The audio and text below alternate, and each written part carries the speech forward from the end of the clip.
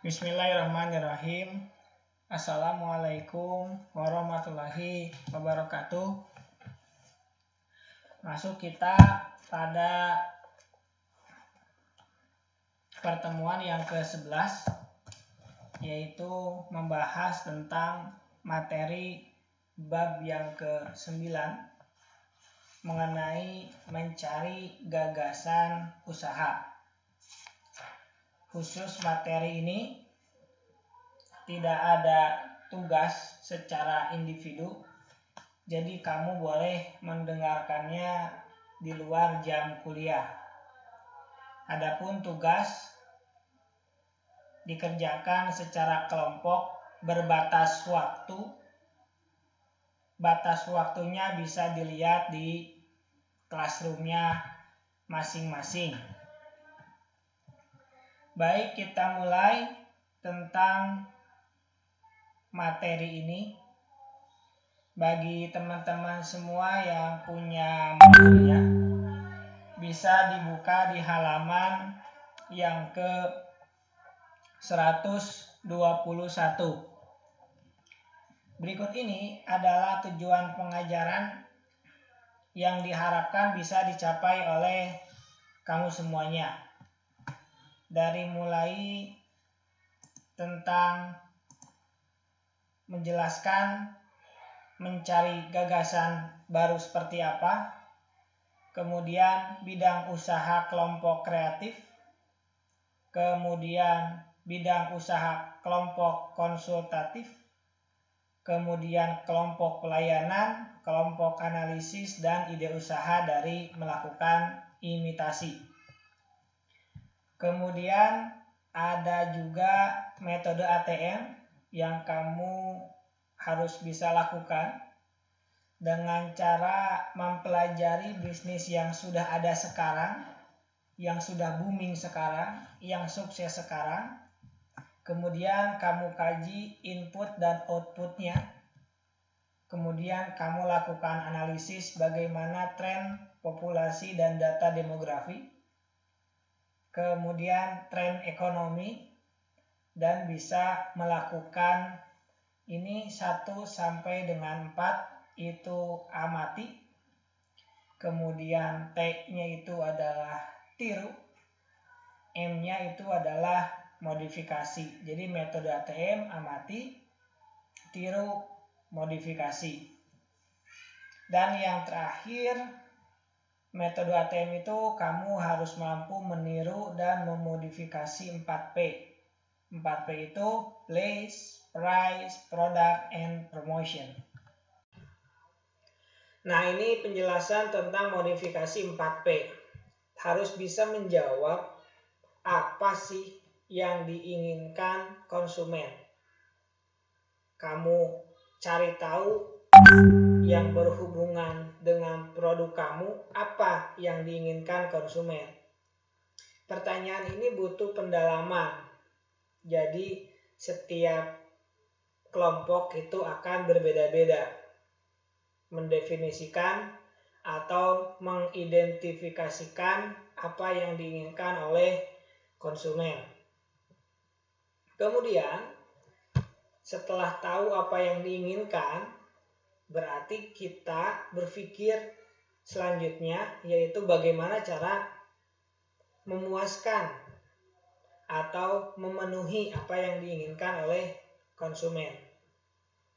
Dan setelah tahu, jangan dulu action, tapi pilih cara terbaik bagaimana cara memenuhi keinginan konsumen atau memuaskan konsumen. Oleh karenanya, setiap konsumen itu pasti memiliki masalah dalam produk yang ingin dia beli. Masalah itu kita anggap sebagai keinginan. Keinginan itu kita harus identifikasikan sebagaimana yang ditanyakan yang pertama, dari mulai produknya, kemudian tempatnya, kemudian harganya atau price, kemudian promotionnya atau cara memasarkannya. Itu kita analisis. Apakah produk-produk sejenis yang sama yang kita jual itu punya masalah yang sama atau berbeda? Makanya antara keinginan dengan produk yang didapatkan, apabila tidak sesuai, muncul yang namanya gap. Gap ini adalah realita antara realita dengan ekspektasi yang berbeda. Misalkan ekspektasi kita barangnya itu bagus, nyaman, dan murah.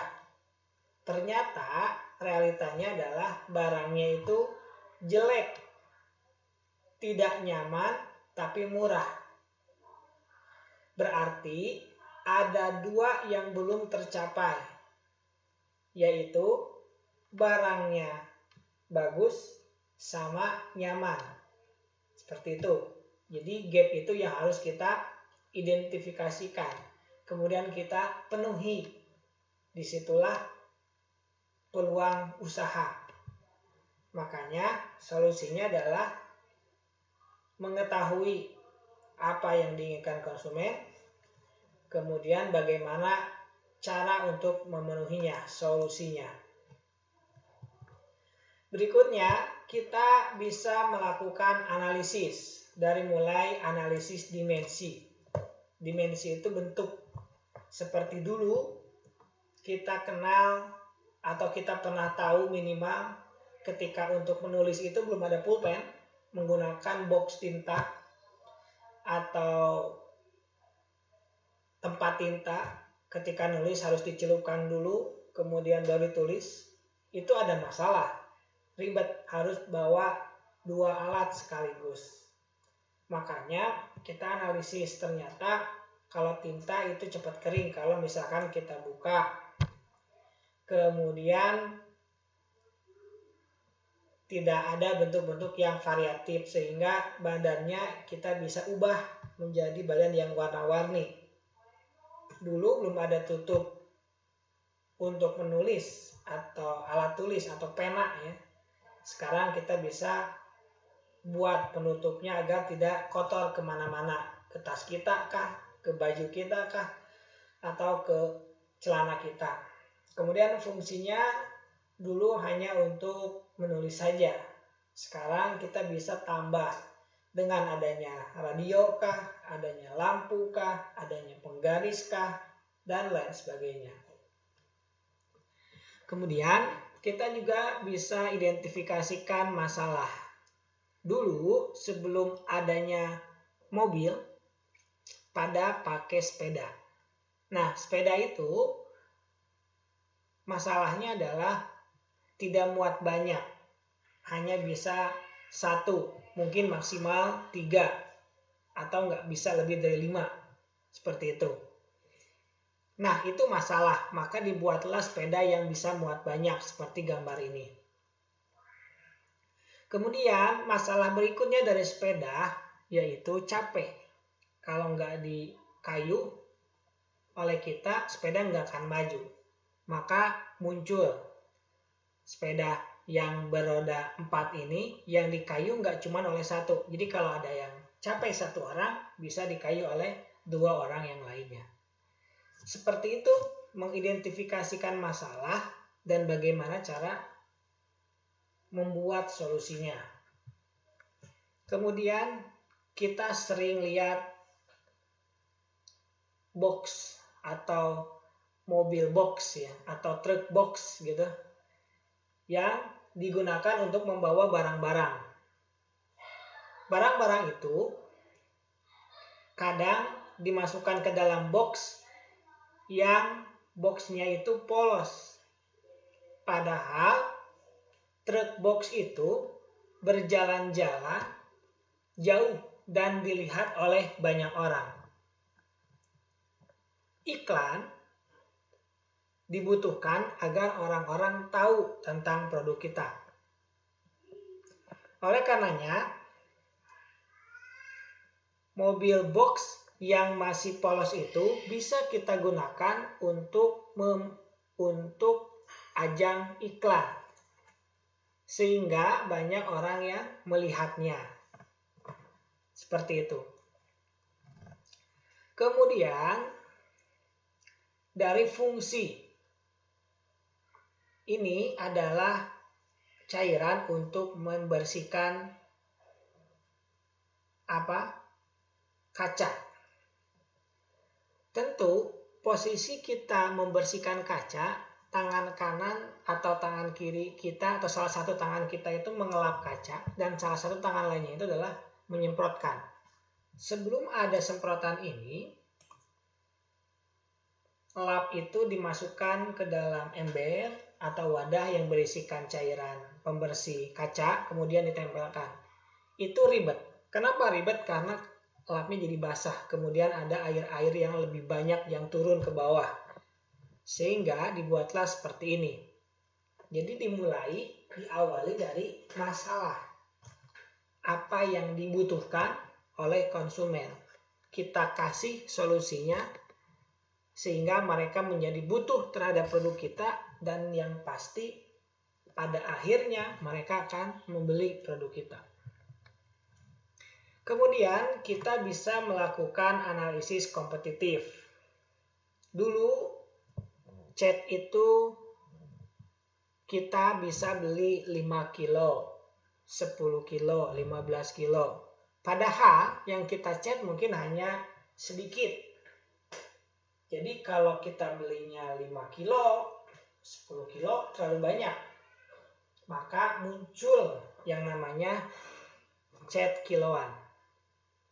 Per kilo belinya. Seperti itu.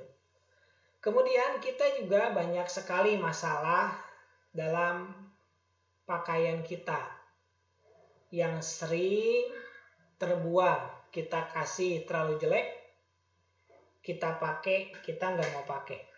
Kita bisa manfaatkan itu dengan mengubahnya menjadi tas. Atau kita punya tas, tapi tasnya itu tidak bisa masuk partikel, alat-alat yang kecil kita. Kita bisa menggunakan banyak sekali saku di sini untuk solusi dari masalah yang dihadapi. Oleh karenanya, ketika kita melakukan analisis, kita harus bisa melakukan inovasi, kemudian suasana nyaman. Kalau kita ada hubungannya dengan fisik, kita harus datang ke tempat tersebut. Kemudian harus ada kemasan menarik. Sehingga alat-alat yang jadul ini, yang banyak sekali orang modern tidak terlalu suka, itu bisa menjadi daya tarik tersendiri. Dengan inovasi, misalkan digabungkan dengan lagu jazz, pop, rock, atau lain sebagainya, kemudian dibikin suasana yang nyaman dan dikemas secara menarik, entah itu dengan mengajak para audiens untuk ikut memainkan dan lain sebagainya. Makanya inovasi ini sangat penting karena tidak ada inovasi, bisnis akan hancur atau tidak berkembang secara maksimal. Ingat bahwa kita itu harus memilih jenis bisnis yang kita ingin lakukan dengan karakter kita. Makanya saya membuat kelompok itu sesuai dengan warna otak. Diharapkan apabila warna otak yang sama, punya karakter yang tidak terlalu beda jauh. Di sini ada garis ke atas, introvert sama extrovert. Anda termasuk yang mana? Berarti kalian pilih salah satu di antara introvert atau extrovert. Introvert banget apa extrovert banget? Introvert itu artinya kalian sangat tertutup terhadap dunia luar. Kalau ekstrovert yang bawah ini, kalian termasuk orang-orang yang terbuka terhadap orang-orang. Kemudian kalau dominasi artinya kalian suka menguasai terhadap sesuatu. Kalau dedikasi kalian sukanya mengalah. Nah, kamu pilih setelah menentukan kamu itu introvert atau extrovert, kamu itu dedikasi atau dominasi, pilih di antara 4 kuadran ini. K untuk analitis, D untuk kreatif, T service, P konsultatif. Yang mana? K, D, T, P. Semua ini punya kelebihan masing-masing. Nanti akan dijelaskan. Untuk menentukannya bagaimana? Kalian bisa cari kuesioner, apakah introvert atau extrovert, apakah dedikasi atau dominasi, atau kalian perkirakan kira-kira kamu itu masuknya introvert tapi lebih kepada mengalah. Oke, berarti analitis. Kemudian kamu menganggap kamu itu extrovert tapi sangat suka mendominasi, berarti konsultatif.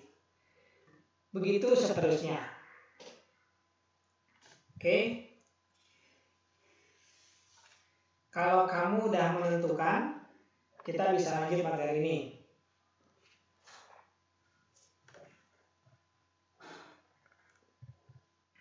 Oke. Pertanyaannya ini, berada di kuadran kepribadian manakah Anda? Kemudian, kalau udah menentukan itu, apa jenis usaha yang cocok untuk kepribadian Anda? Nah ini, oke, kita bahas dulu yang D. D itu adalah dominan. Tipe ini dia punya motivasi kuat untuk mengejar prestasi dan selalu berorientasi pada hasil akhir.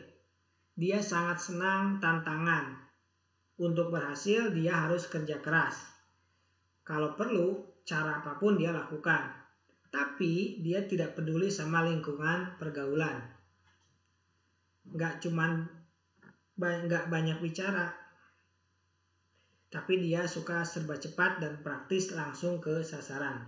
Dia nggak bisa diatur, dia orangnya suka kebebasan, suka berkreasi, kemudian mengembangkan idenya sendiri untuk mengalahkan tantangan yang dihadapinya. Itu sekilas untuk yang dominan. Nanti bisa sambil dicari tahu lagi kalau dominan itu seperti apa. Oke, sekarang yang P. P itu populer. Kalau populer itu tipenya paling termotivasi sama pengakuan dari orang banyak. Sehingga dia sangat senang berada di lingkungan yang menganggap dirinya penting. Kemudian tujuannya itu lebih kepada penilaian orang seperti apa terhadap dirinya. Tipe ini sangat menginginkan prestis, banyak bicara dan sangat mendambakan hubungan yang hangat serta bersahabat dengan berbagai pihak. Populis ini juga termasuk orang yang suka kebebasan dan jauh dari aturan-aturan yang membelenggu dia. Konsekuensinya, dia itu sangat senang pergaulan dan pintar bergaul. Bahkan gak segan-segan juga nih, dia orang yang suka menolong dan memotivasi siapapun yang membutuhkan dorongan. Itu yang populer, yang P.